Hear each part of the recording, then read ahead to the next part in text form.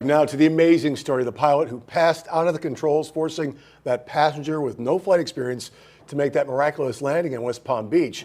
The pilot's heart surgeon today revealed that surviving the landing was actually the easy part. Kenneth Allen spent 6 days in the hospital with a heart condition doctors say is usually fatal. Ari Height joining us in the studio now with more on how Allen is doing and what doctors say caused his mid-flight collapse. Ari? Well, according to those doctors, in the middle of the flight, Kenneth Allen looked at his passengers and said, "I don't feel well. I have the worst headache of my life. I'm dizzy."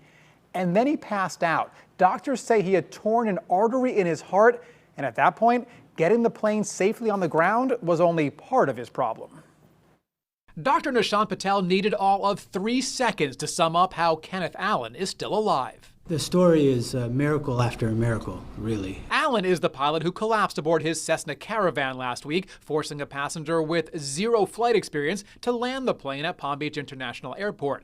That safe landing? That's miracle number 1. Once on the ground, Allen was rushed to the hospital with what doctors initially believed was a stroke. He had left-sided facial droop or weakness.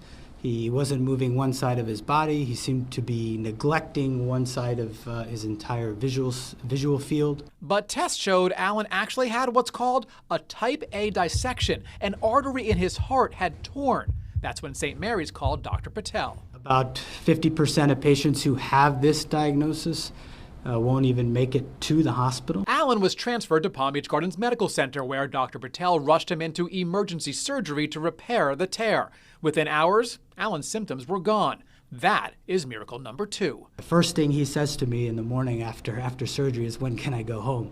And I can tell you that is not the typical question that you get. One of those typical questions often is, what caused this? And Patel says in Allen's case, nobody knows. Allen is on meds for high blood pressure, but is otherwise very healthy and very lucky to still be alive. Every step of the way was really extraordinary that he was able to get through it. Allen was discharged from the hospital on Monday, but Dr. Patel has asked him just to stay close so he can keep an eye on him. As for flying, Patel says there's really no medical reason why Allen can't get back into the cockpit and back into the air in the future. Reporting live, Ari Height, WPBF 25 News.